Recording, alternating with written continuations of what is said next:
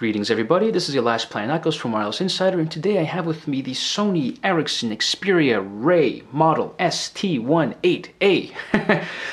Brand new release from Sony Ericsson here in Canada. Essentially we're going to be going over with you the physical layout of the phone, a software run through, how the phone performs when playing multimedia and taking pictures, a sunlight test, and in the end a list of the small things that you may or may not have known about that may make or break your decision to go out and buy this phone. So you know what? Let's go ahead and get started.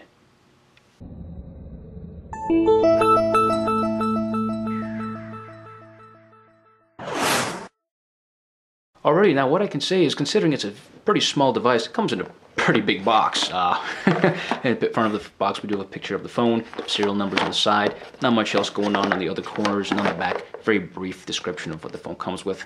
Extremely brief, but alrighty, let's open it up. Let's see what goods Sony Ericsson has given us. There we go, Sony Xperia Ray, looking back right at us. Get to that in just a moment. And bam! Whoa! Look at all this stuff. Okay, so yeah, battery. We're looking at a 1500 milliamp hour battery. Very nice. Pretty big for a phone this small, actually. So it's nice to see. Data cable with a 90-degree angle. Nice. Okay, also plugs into the charging brick, a little larger than normal ones, but that's fine. Charge it in your computer or in the charging brick. Comes with stereo headphones, Sony brand, and it does not have multimedia keys here, just answer, call, and voice activation button. And what else isn't there? Oh, hey, look, a 90-degree angle for your audio cable. That's a nice touch. Hey, better to have it and not need it than need it and not have it. So they give you that as well, and at the bottom that blue paper is the literature, but we don't care for that. Let's get this box out of here. Now let's take a look at the phone. Let me zoom in. This guy's a little tiny. Alright, so taking a look at the phone, we're greeted with a very nice 3.3-inch display, and if you see what I see here, the glass for the display goes from corner to corner. There are no sections where it pops up. It's very smooth, very elegant. You can see there, very nice. There's the front-facing VGA camera and status LED indicator light. At the bottom we do have the buttons for back, menu, and home. On the left, it looks like a proprietary charger. Rest assured it's not. As you can tell from the data cable, it does accept micro USB chargers. However, I guess they kept it this way so proprietary chargers from the older generation will still work with it. So that's nice to see. Micro USB will work with it. At the top we have the power button and 3.5mm headphone jack. On the right we do have volume up, volume down. The bottom microphones, as well as the way to open the phone. The back we have a 8-megapixel camera with LED flash capable of shooting up to 720p video quality, and the microphone for the camcorder. And down here is the speakerphone. Very nice. Give you an idea of how small this device really is. Here is a BlackBerry Bold 9700. You know, side by side. Let's stand them up. It is just a bit taller, thinner of course, but this will give you an idea of exactly the difference in size. And just to blow it out of proportion, here's the Galaxy S2X. Yeah, don't compare it to this guy, that's not fair. So there you have it, 3.3-inch display.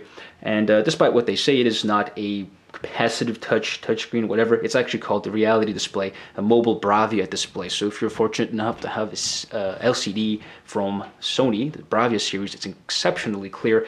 This should prove to be a very nice display as well. So what I'm going to do now is just put the battery in, and we're going to time to see how quickly this guy does take to turn on.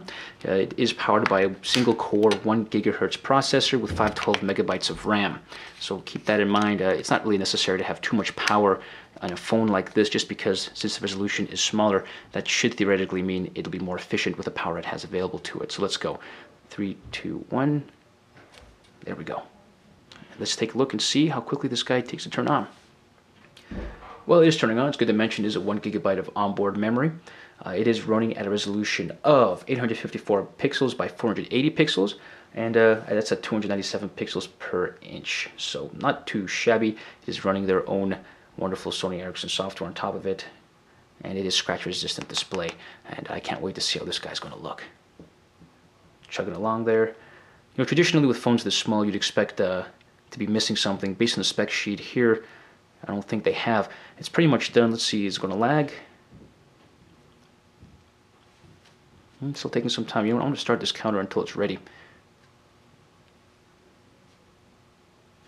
Okay.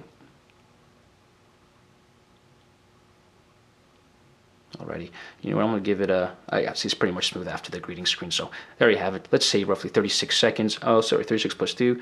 Yeah, 36 seconds. Their startup time. Not too bad. For a phone this tiny, it's not too shabby. And yeah, here's the software. Sony's traditional attempt to make something cool is usually brought by inefficiency, like the Sony X10. There were some issues there. Here, it's very, very smooth when shifting from screen to screen. I'm more impressed with what you do when you pinch to zoom on traditional other devices like the Galaxy S2 or even HTC devices. When you pinch to zoom, it'll show you all your home screens. In this case, it shows you all your widgets. So if there's a specific widget you want to find, well, they're all floating around there. Look at them. So if I want to go to the page with my weather, tap weather, yeah, and it takes me to, oh, I must have missed it. I'm sorry, let me try that again. To weather, it'll take me to the last home screen because that's where my weather widget was. Very cool. Okay, let's go to the menu here. It scrolls from left to right, so no up and downy, horizontal for the Xperia Ray. What's really nifty is if you want to add a shortcut to the home screen. So let's say, okay, I want to have a shortcut to something else. Let me go to menu. Let's go to settings. Click and hold it. It'll take you back to the home screen. You can either plop it down here, a little boingy effect, really cool. If you don't want it there, click, hold, and drag it in, little cool trash can animation. Bye-bye, there it goes. Let's see what else we can do. Let's click on home screen. All right, let's see wallpapers. Live wallpapers. Nexus, that's too easy. Is there anything tricky here? Let's try, Nexus can't be wrong, all right? Cool, it's animating. Yep, touch react, responsive. Let's see if there's any slowdown in the scrolling. Oh, haha, yeah, look at that. No lag. Let's see if you see what I see. Definitely looks like 30 frames per second action right here, my friends. There is no slowdown at all with the live wallpaper. Let's go. Nothing happened. Okay, let's go to, yeah. Let's see what happens. Oh, cool. Live wallpaper takes effect even in the menu. So let's try going real slow. Oh, that is incredible. Beautiful. So for those of you who think it's a smartphone, a single core processor is not going to cut it, not from what I see, my friends. Let's change this back to a normal wallpaper. Let's see what they have available anyways. Oh, there's nothing in my gallery, is there? Let's see. Yeah, well, right, let's go through the photo album. Haha. So very smooth effect when going from left to right, no delay. Let's rotate it again. Very nice shifting effect. Whoops. Organized by date as traditional with Android 2.3 Gingerbread. Let's try, let's set this wallpaper, that looks cool. Take a picture, very quick, all right. And there we have it. Great. I just really like this effect. It's really cool. Let's go to YouTube, all right. So let's see what else we can do. Let's see the widgets available to us. Oh, look at that.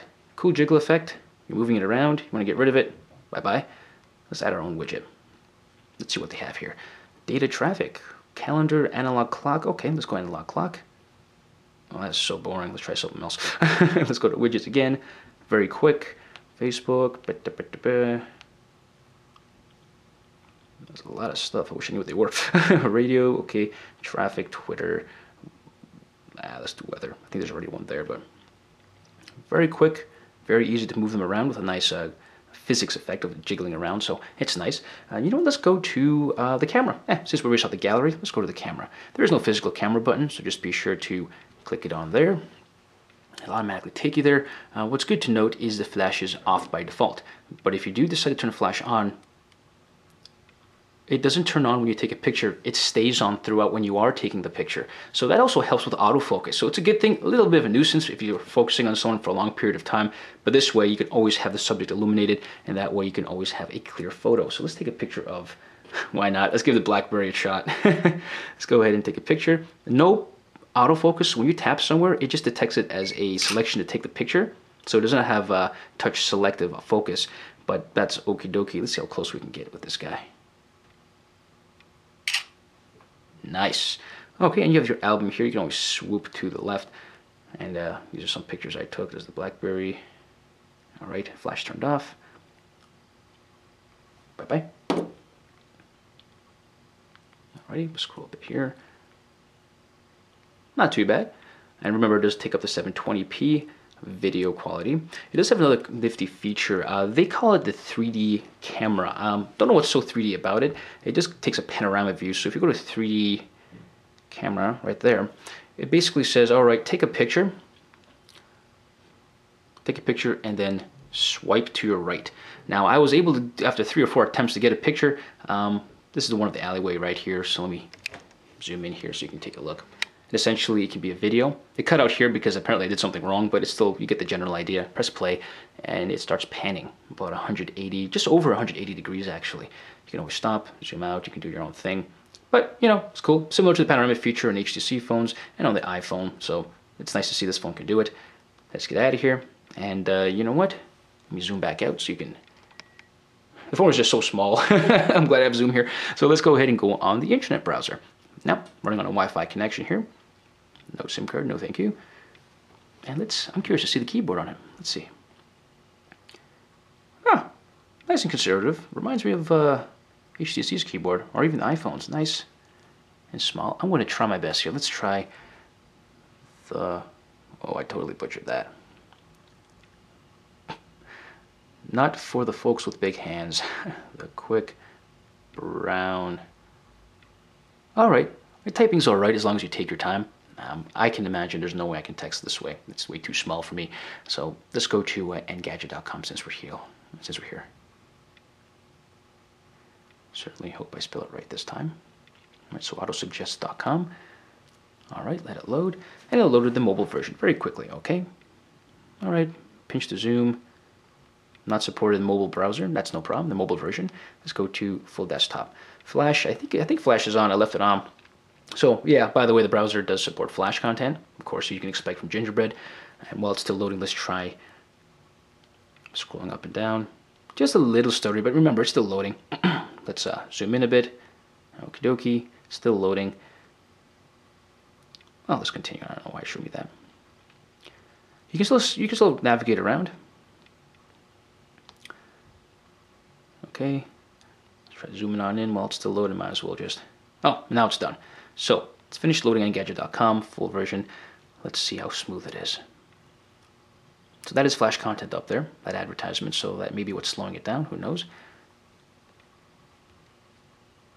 Pretty smooth, I'd say about 25 frames per second. Most likely because of Flash content on the top. This will slow down a lot of phones. But for a single core processor, 1 GHz and 512 of RAM, not too bad at all.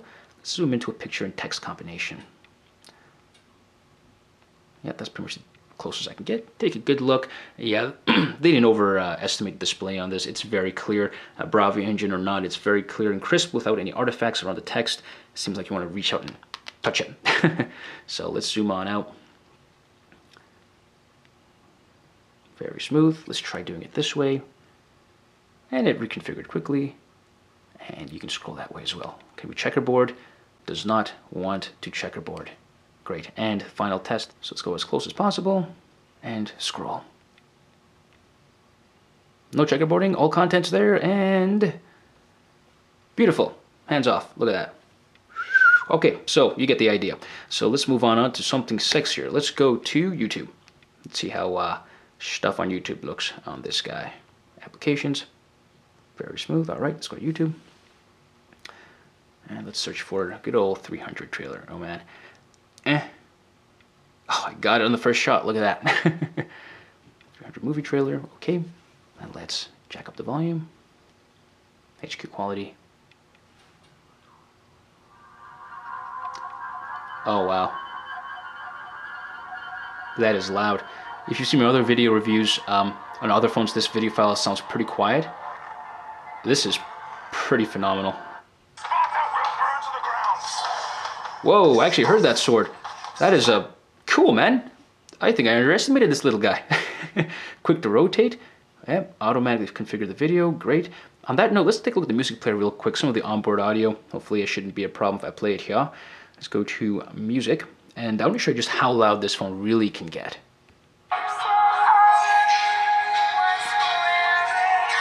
That is bloody loud for a small phone, I'll tell you that. And if you put on the surface of a table, this gets louder, so yeah. that's pretty good. That just blew me away right there. Alright, so you know what? While we're at it, let's go ahead and take this phone outside and do a quick sunlight test. Alrighty, so here's a sunlight test for the Sony Xperia Ray. Not too shabby. Alright, let's go ahead and unlock the phone. Well, I can see everything nice and clearly. Cool. Alright, let's go from screen to screen. I'm working with the assumption you can see what I'm seeing, of course. Very nice. Let's go ahead and change the brightness on and off. Okay. Let me jack it up. Let's make sure it's all the way on high brightness. Display. Oh, it's at 80%. Let's put it all the way up. Okay. And yeah. Woo! That's not bad at all. Very clear. Even with sun directly into the phone, you can see exactly what's going on. Very clear and crisp. Let me get into the call menu here. Alright. There's a dial pad. And not too bad. I can see all of that. Lovely. Alright, so you know what? Let's go ahead and go back inside. Alright, and we're back. So let's go ahead and take a look at the small things about this device that you may or may not have known about. The first thing is Facebook integration. I haven't signed in on this phone, however, Facebook integrates directly into the user interface. So you can easily view Facebook feeds and you'll be able to access everything from widgets into the phone. So it's a little bit easier. I really wish I could show it to you, however, it's not set up quite yet. It is a very intuitive way to navigate Facebook. And I just wish more providers did do it. But again, unfortunately, I cannot show you that here, but take my word for it. Or hopefully, if I make a follow-up video review, definitely Facebook is better on this phone than any other phone I've seen. Another thing to mention is the frame of the phone is made of aluminum. The back is more of a rubber finish. But over here, this entire trim is made of aluminum, excluding the shiny black plastic here, of course, so which makes it feel extremely solid despite its size. And I'd like to see that. It does have really cool effects as well when you're doing certain things like moving widgets around, which it's really nice, you know, just to give you that extra level of coolness, and it doesn't interfere with the performance of the phone at all. It's extremely loud, keep that in mind. So music, hey, play it, enjoy it. Despite the speaker being that small and the phone this size, you know, this is just incredible. Surely it beats a lot of phones I've reviewed in the past. Something else to keep in mind, these buttons down here do not light up. So if I can just turn my lights off for a quick moment here, I'm going to show you exactly what I mean. So if we turn all the lights off here and turn it off, there's a little arc here. So this arc, you can see in the nighttime, represents where the home button is. So if we go ahead and unlock this phone and we swipe it off, the buttons do not light up, which is fine. There's only 3 and one of them is pretty much easy to find thanks to the arc. So keep that in mind. Alrighty. So also the charger port, it's nice to see it's proprietary for anyone who has the older charger ones. The older types of chargers for the older versions of Sony Ericsson phones or devices. But you can also use micro USB with it, and the additional cable they give you in there, which is nice for your audio at a 90-degree angle. And one other nice touch is the LCD is the entire front of the phone, so there are no gaps, there are no small little differences. It's not raised from the phone, not by much in any case. You see that it's very smooth and sleek. I have to say that going into this review, I was a little doubtful as to how this phone may perform. Come on, I mean, if you see this in person, it's very small, you have doubts, but you know what? Sony Ericsson has been well known for their products, and with this phone, I believe it's a very, very good example of what they are capable of. This is a flagship phone here in Canada for Telus. This is the model number ST18A. With the Bravia display and everything else going on here, it's absolutely a joy to use this device. Very small, very pocket. I can tell it's in for a niche market, maybe for those who want a small phone, something that can put in their pocket, or maybe for individuals who want something more compact. But in the end, this is an absolute great device to tinker around with. I can't see myself using it as a daily driver because it's a little small for my taste, but for someone else it would be perfect, I can imagine. Again, this is Last Play Echoes from Wireless Insider. If you have any questions or comments, please leave them in the section below. And as always, please like and subscribe if you liked what you saw here today. Until next time, take care.